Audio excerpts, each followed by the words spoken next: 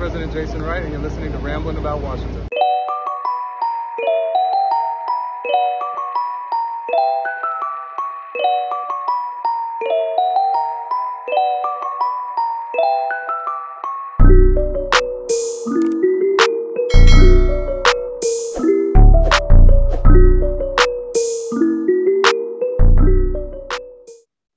Today, I'd like to welcome on to the Rambling About Washington podcast and Rambling with Rio Robinson YouTube channel, a Washington football team YouTube GOAT, my guy Juan Gotti, talking sports. Welcome to the show, man. Hey, Rio, thank you for having me. It's a blessing. And once again, thank you for having me on, man. You're a legend, man. I'm just trying to get like y'all, man. I just started this content creation stuff. I've been watching all of you guys' stuff for the longest, man. I appreciate the consistency and the content that you guys get out on a regular basis. And it's not just consistency, like it's quality stuff. And you guys know what y'all are doing, man. I appreciate y'all. Hey, same to you, man. I love the podcast, and I love that you are coming on to YouTube, because a couple years ago, we didn't have a fan base on YouTube. It was always Cowboys, Eagles. There's a ton of Patriots and Steelers. But for the past year or two, Washington, we're starting to take over the YouTube platform, and I'm glad to see you coming aboard, because we need everybody we can. Oh yeah, man, it's fan base. It's an exciting time, man. The culture is getting put together. The fan base, we got the new identity and the rebrand that we're working on. It is a total new time to be a part of this. And for our segment of the fan base, the younger fans who have not got to witness any relative success, this is the most exciting time I've been a part of as a fan here. Like, I don't know if you could speak to this. I know you were at Friday Night Football as well. I've been to 14 games in my life. The experience at this goddamn practice was better than any of the experiences I'd ever been a part of at FedEx Field. How was your experience with Friday Night Football, man? Yeah, so you went to 14 games. I want to say I only been to 3, and I don't even live that far from the stadium. But I only went to 3 games, and I agree, man. Friday practice was just it was a great environment. Well, first, before we even talk about Friday practice, can we talk about how good the field looks, man? The field is it's amazing, man. You can see the hard work that they put into it and the money that they put into that field. It's amazing. And with the Friday practice, the atmosphere was just amazing. It was roughly 19,000 fans there. It was a bunch of and people. I could, we could vouch for this, specifically the Terry McLaurin Fitzpatrick play. You would have thought it was a Sunday game, how the stadium erupted when that happened. You know what I'm saying? And yep. And the environment was just, it was great, seeing the fans out there, especially with everything that, this whole world has been through this past year. To see fans finally back in the stands, it's not only going to make us happy, but it's going to let them players, feel the support that they did in the 2020 season. Hell yeah, man. You could just feel the energy in the air. Like, I was talking to Joey Colby Bekovich, the vice president of guest experiences for the team. He's also the guy who selected the ambassadors for the ambassador program. He comes from Carnival Cruise, so he's going to come with the entertainment. That laser light show, that was the coolest shit I've ever been a part of at FedEx Field. I was joking with him. I was like, Joey, y'all should have rolled out the new name during the light show. I was waiting for a laser pyrotechnic wolf to start going across the field.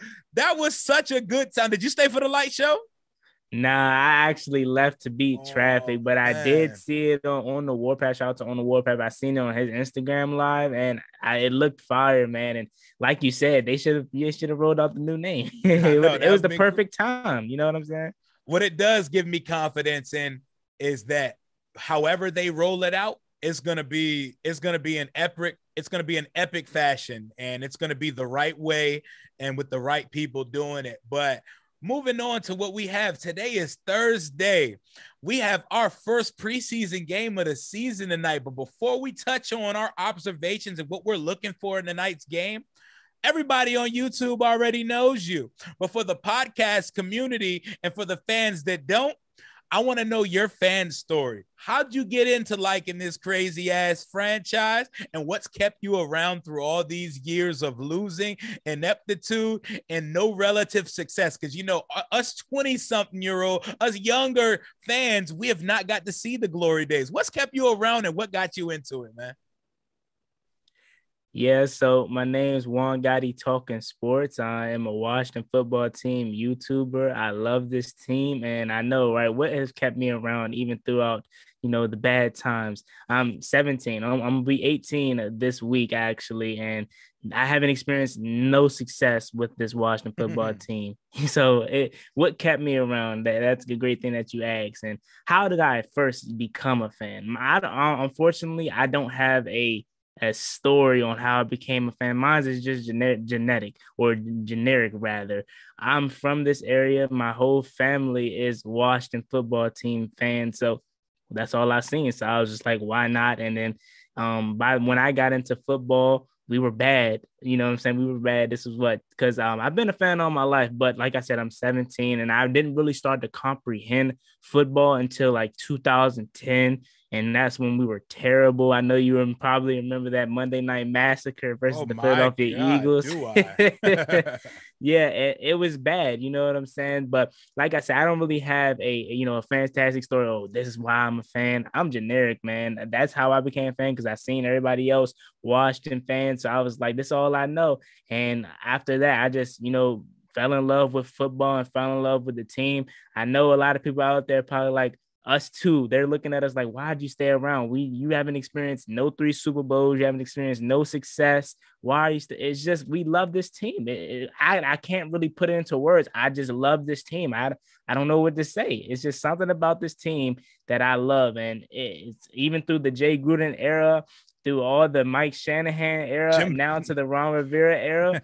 I just love this team. But yeah, like I said, I'm Juan Gotti, Talking Sports, a YouTuber, Washington football team, about the Washington football team. And my, dream job and my passion is to become a sports broadcaster, an analyst, a play-by-play announcer, whatever it can take for, NFL, but more specifically for our Burgundy and Gold Washington football team. So Miss Julie Donaldson, if you out there, I'm your boy.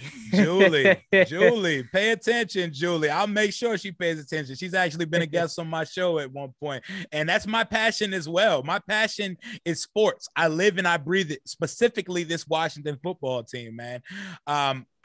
Like they're winning or losing on Sundays, it affects your week, right? Like you can't even you can't even process things in life after a devastating loss on Sunday. You brought up the Monday Night Massacre. I remember I was working at Nike Factory at the time. It was the year I graduated high school, 2010.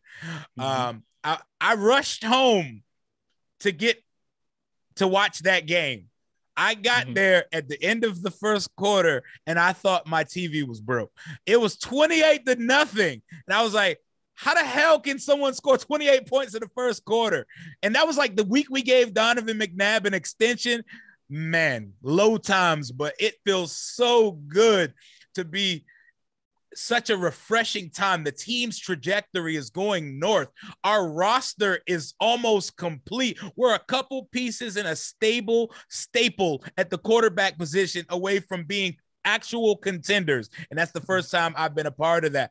What got you into creating content for the team? Honestly, I don't know. I was just like, a lot of people, actually, I'll take that back. I do know, you know what I'm saying? It just came to me right now. I do actually know.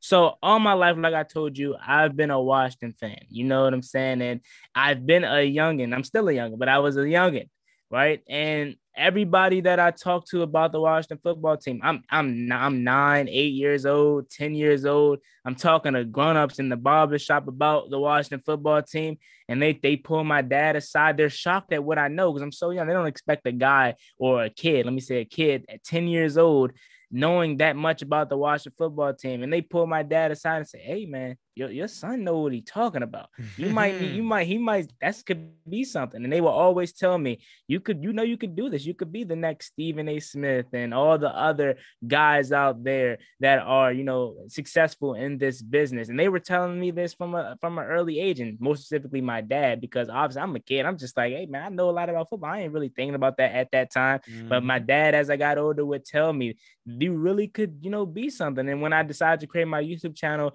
2 years ago, I was just doing it just for fun. And I'm still doing it just because this is what I love, but I was just doing it for fun. I wasn't worried about the views. I wasn't worried about nothing that came with the success. Of course, I love it now, but I was just doing it as a fan and as a guy that enjoyed the team and just knew what he was talking about. But like I said, what got me into creating was people around me telling it to do it. And honestly, just talking. I was just talking and expressing my feelings about the burgundy and gold. And of course, what was it, 2018, 2019 when I started?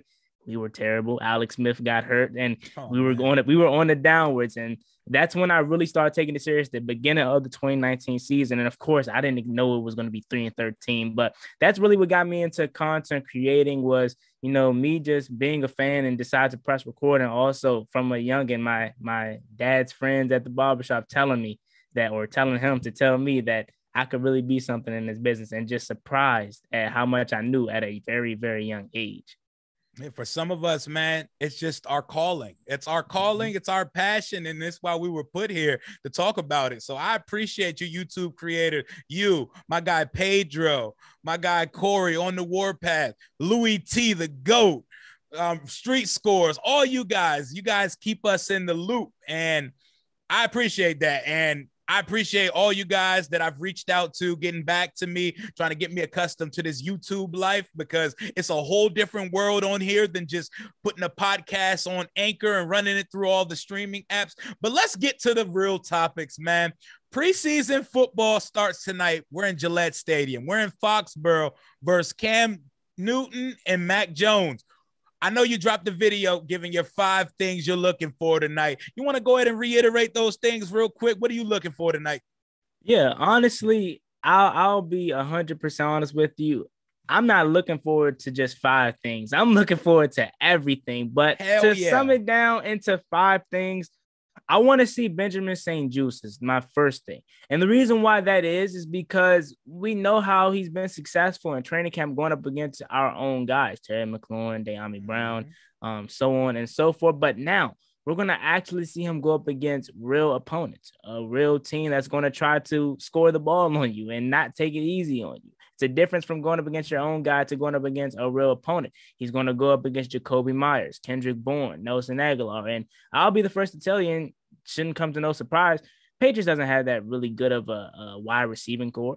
Their threats on their offense really comes from their tight ends. I mean, they have Gunnar Orlarski, who's really much of a slot, but nevertheless, even though they might not be the best, they're still going to come at you. And I want to see how he reacts. We know when they had the referees in Richmond, he was a little handsy, and he drew a couple flags. I want to see how he, does better at that, not really, getting interaction with the ball or getting in interaction with the wide receiver, not, drawing the pass interferences and stuff like that. I want to see how he does with that. But overall, I just want to see a guy like Juice in his first ever NFL game. And moving on, I want to see, and this comes as a surprise to a lot of people, but I want to see Cameron Cheeseman.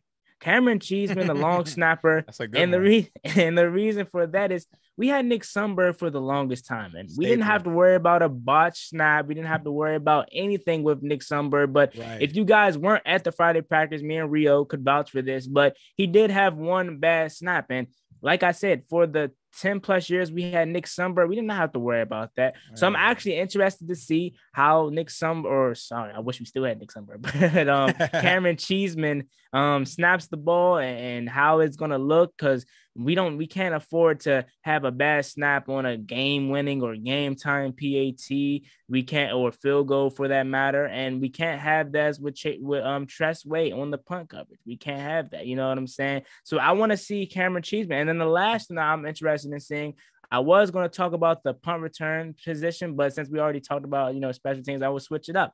The wide receiver room.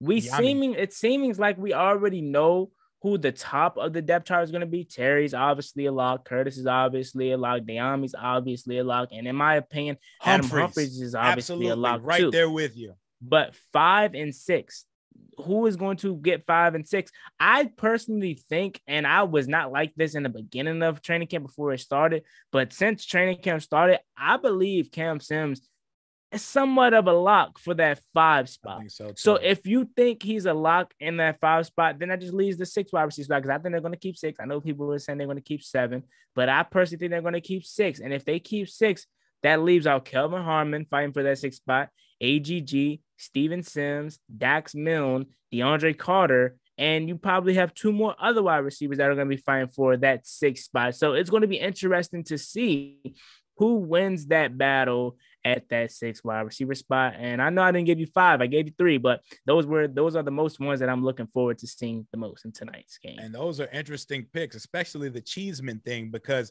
Cheeseman plays long snapper. That's one of those obscure positions where we should never hear your name called during a game. We should, if you're doing your job right as a long snapper, we will never hear your name called. The only time we'll hear it is if the local broadcast is talking about you, because your job is simple. Get the ball to the punter and the holder on the field goal team. But I think as a whole, the rookie class, like, you can just loop them all into the number one thing I'm watching for tonight's game, but especially Jamin and De'Ami Brown for me. Jamin has played exclusively at the Mike spot. We've desperately needed for so long a true middle linebacker, a rangy middle linebacker who can not only come downhill, but can cover tight ends. We've never covered a tight end in my life, it feels like. Jason Witten, I don't know where he is in the world right now, but I guarantee you he's wide open against Washington, because he's always been wide open against Washington. But this kid, De'Ami Brown, the receiver, he's going to be special. You see, there's some guys you just see it with right away. The way he walks, his bravado, the way he carries himself like a guy who knows he's going to be an established receiver in this league. And if there's one thing you're looking for out of a first-year receiver that we never saw from guys like Josh Doxson, he separates. He creates separation no matter who's guarding him. That stands out as soon as you see them running 1-on-1, 7-on-7s, and team drill. It doesn't really feel like anyone can guard him. He's a smooth operator. One of the knocks on him in the draft process was that his route tree was limited at North Carolina. But I don't believe that his route tree was limited. He did what was required of him in that offense. All they needed him to do was get open down the field and catch contested bombs, because Sam Howell was going to put them on him. So I'm very excited to see the Heineke to De'Ami Brown connection, because it's preseason. We're not going to see too much of Fitz. It's going to be the Heineke show. So I expect to see 1.5 to 2 quarters of Heineke before they put in Montez, who I'm not even sure should be on the practice squad, but that's a conversation for another day. What's up, other than the long snapper position, what's someone nobody's talking about that you're interested in seeing tonight? Honestly, a person that I'm going to say 2, actually. 2 people that I'm interested to see that I feel like no one is really talking about, and that's because of the dominant players that are currently hold those starting position. Shaka Toney and William Bradley King. I want to see those guys. And I'll even throw in James Smith-Williams for a whole, just the defensive end, or the edge rushing depth behind Chase Young and Montez Sweat, because we know how dominant those guys are. We don't even need to talk about them.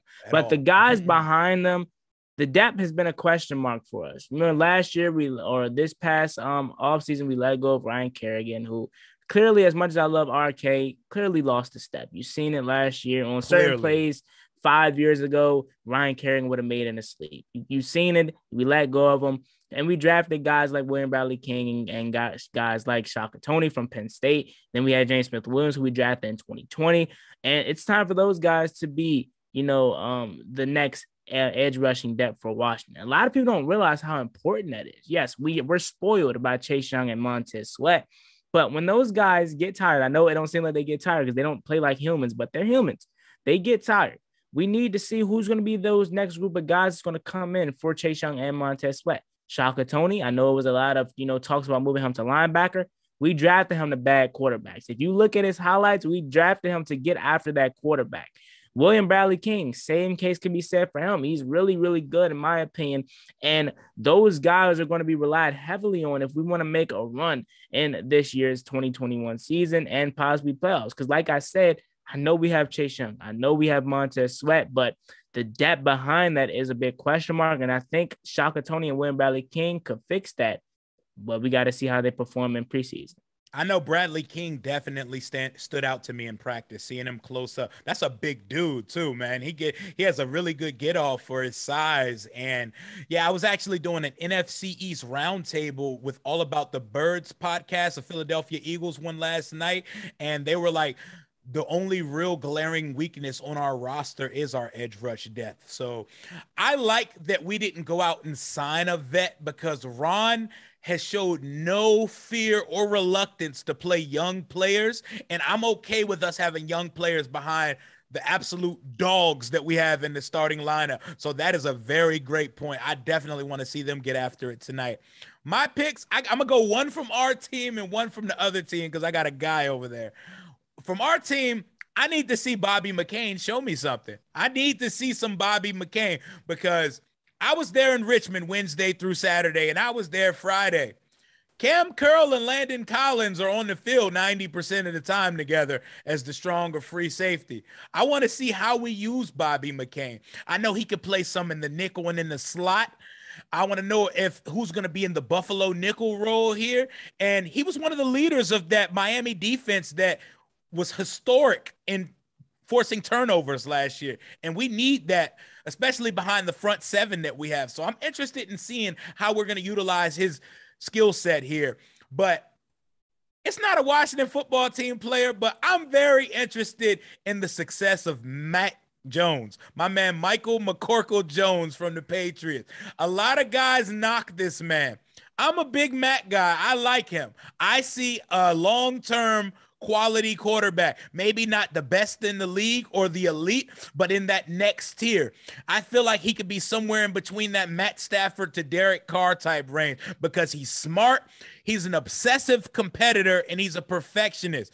People just don't like the guy because he looks like shit in his uniform and he has a dad bod at 21, and that's not something you're used to. But I'm very interested to see Mac Jones tonight versus our defense, because I think he's going to push Cam Newton for that starting job. What do you say about that? Yeah, I do think Cam is going to start out the season, but at some point, Mac Jones is going to take over for the New England Patriots, because we know Cam, as much as Cam was a phenomenal player in 2015, after that season, he just was never the same. And it was due to the shoulder, due to the back, whatever was wrong with Cam Newton, as far as injuries could happen to the guy, it happened to him. And he just hasn't been the same, you know? So I do think at some point, whether it's week 5, week 8, week 12, if the Patriots is in the mix of things in the AFC East, I mean, and I don't know if that's going to be the case, maybe a wild card, but Buffalo, phenomenal. Miami's on the up and coming, depending on their quarterback situation. So if they're in the mix of things in the AFC East, I could see them moving Mac Jones to the starting position, depending on if that's the position that's holding them back from taking that next leap. At some point, Mac Jones will take over. But I want to add on to what you said about the Patriots. I know this is a Burgundy and Gold show, and we're Washington fans, but I'm interested to see Jonnu Smith and Hunter Henry, because those are two guys that can be number one tight ends anywhere else in the NFL, but they are on the same team. I want to see how the Patriots use them. I want to see if they're going to run some double tight end sets. How are they going to involve both of these guys in on the field at the same time? Because, you know, obviously both of them want to get theirs. Josh McDaniels is a really solid offensive coordinator. I would have thought by now he would have been a head coach, but he keeps turning it down to remain in New England. And he has a new shiny toy in Mac Jones to work with, and some new weapons, Nelson Aguilar. He has Gunnar Orlarski coming back. He has Jacoby Myers coming back, and he added Kendrick Bourne from San Francisco. So they have some nice shiny toys to work with over there in New England. So that's going to be interesting to see. But as far as our guys, you already said Bobby McCain. Another guy that I want to see Darryl Roberts. And the reason why that is because the slot depth, when you think about it, Jimmy Moreland is probably going to be our starter. Because even though I want Kendall Fuller to be the starter and Juice to be on the cornerback too, 100% I do agree. Think to least start the season, they're going to have Kendall Fuller on the outside and they're going to have Jimmy Moore on the slot. But after that, what do you really have? Yeah, we have Bobby McCain, who we know can play the nickel. But I think we're going to look more to use him as a rotational safety. And then after that, who else do we have? Darryl Roberts is the next guy up. So I want to see how he's going to look tonight. In Detroit, I really didn't hear too much about him, and that could always be a good thing or it could be a bad thing, however you want to look at it. But he's a guy that's flying on the radar on this roster too, and he's a guy that's fighting to make this roster. So I want to see what Darryl Roberts is going to look like. Also, one more, and I know you only did one, but Derek Forrest, he's a guy who's on the outside looking in my opinion. I think he's going to make this roster as a special teams, but he's on the outside looking in as far as, getting some playing time at safety, just because of how good Cameron Curl was. Nobody expected that. I'll be honest. Nobody. His 7th round draft pick. Nobody expected that out of Cam Curl, man. He's grew so fast to be one of my favorite players. And Landon Collins, as much as I really don't like Landon Collins because I feel like he's robbing us of $85 million, I think he's going to have a comeback season. And I don't think he is going to, he looks good. And I don't think he's going to be on the bench. Let me put it that way. One, because he looks good, right? And two, why are we sitting a guy that makes roughly $18-19 million a year? That's crazy of us. Exactly. It's so insane. It don't matter how bad Landon Collins is in coverage, he's going to be on the field. Now, like you brought up, the Buffalo nickel, they're going to run that a lot this year. And I'm interested to see if they're going to test it out tonight. Because they're going to have everyone. I'm pretty sure they're going to play everyone. So it's going to be interesting to see if they test that out tonight. That's the perfect, position and formation for Landon Collins. You have 2 safeties in Cameron Curl and Bobby McCain who could cover. Landon Collins lacks that and lacks coverage, but we know he thrives in the box. So he can be that box safety while you have 2 high safeties able to range and run around and stop the slot plays and the deep plays and the guys that are attacking the middle, more so the slot receivers. They can be the guys that's going to stop that. While Landon Collins is the guy that's roaming across the middle like a linebacker. I know he doesn't want to play linebacker, but I'm telling you, Landon Collins, man, if you're out there listening to this, that's the best way you're going to make an impact on this roster and on this team. Hey, all I know is in camp, it felt good. He was actually the first player I ran into walking in the VIP at camp. The guy looks lean. He looks explosive again, and he's moving around great. Cam Curl, shout out to him. Shout out to Cam Curl's dad, Greg Curl, who actually gave me a follow and actually talked to me in the DMs about my podcast. Shout out to him. That's a good guy right there. And most importantly, I just need to see everybody make it through the game. The most important and only important factor of the preseason is health. We need to go into week 1 with our full arsenal and plethora of talent so we can go and get this division for the 2nd year in a row. I got one more thing for you. It's been great chopping it up with you. We're going to do this a lot more, man, as the season goes on. I got one more thing for you, and I'm going to let you go, and we're going to enjoy this game tonight, and I'll be on live with Corey on the Warpath after the game tonight. I see you're doing live tonight too, right?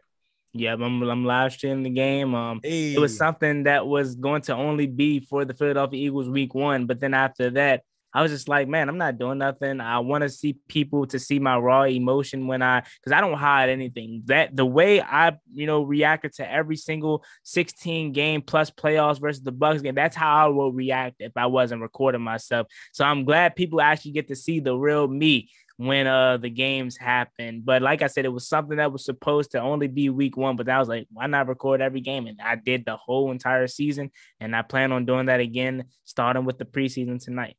That's lit, man. But yep, I just want to know. We're going through the rebrand. We should know our name in a few months.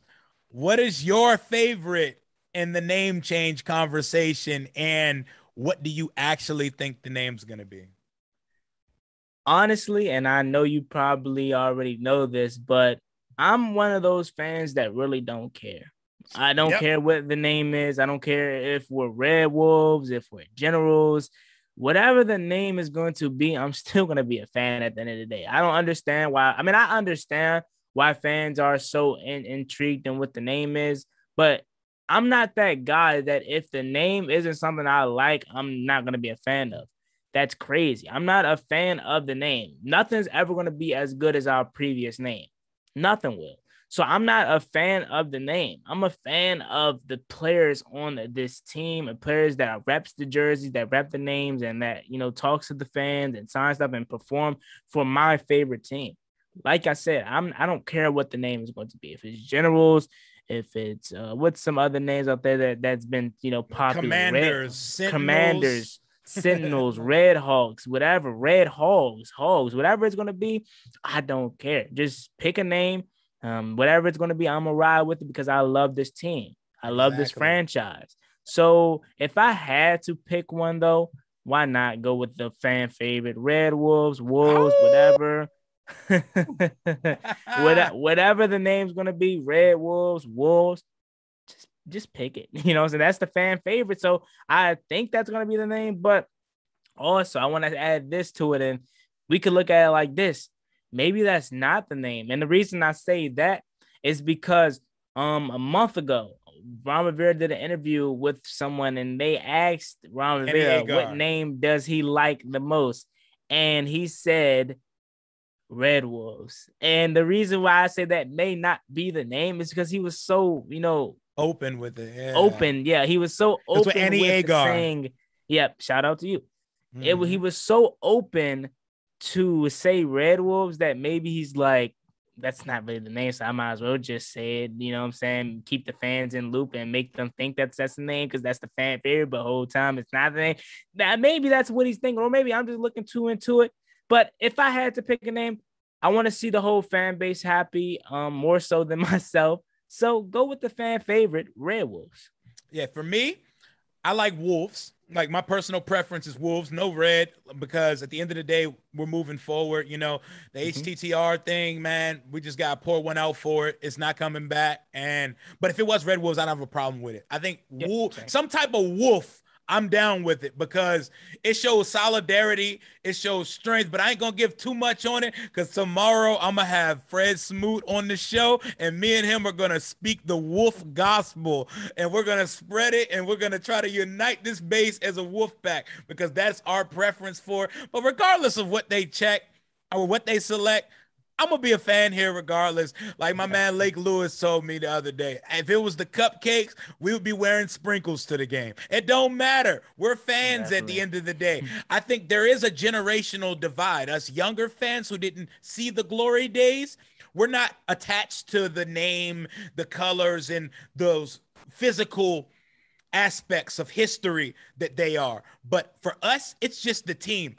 If we can love this team through all these bad seasons we've endured, then we don't care what the name is called or what I would just like to have a little bit more drip on the merchandise and on the uniforms at the end of the day. You can sell me anything. Just give me some better looking merch and some better looking uniforms and I'm good to go. But that's going to be all for right now, man. I'm excited to watch this game tonight. I had a pleasure talking to you. I enjoy your channel. Go ahead and plug anything you got coming up, man. Yeah, so like I said, I will be live tonight, and I will be live for every single game this season. Come check me out on YouTube, Juan Gotti Talking Sports. Any coverage about the Washington football team, any news about the Washington football team, you know your boy is going to cover it. So once again, Juan Gotti Talking Sports. You can follow me on Instagram and Twitter at the same name, Juan Gotti Talking Sports again. And I appreciate Rio for having me on. He's a guy that's plugged in, so I'm even honored to be on this show with Rio. So once again, I appreciate you for having me on. Juan Gotti Talking Sports is where you can find me. Thank you, Rio, once again. Thank you, man. Go ahead and donate me some subscribers while you're here, legend. But that's going to do for today's episode of Rambling About Washington podcast. Make sure you hit the bell. Subscribe to the Rambling with Rio Robinson YouTube channel. Go to Rambling About Washington. That's the podcast title on all digital streaming platforms. Until next time, hail to the nameless football team. Deuces. Peace.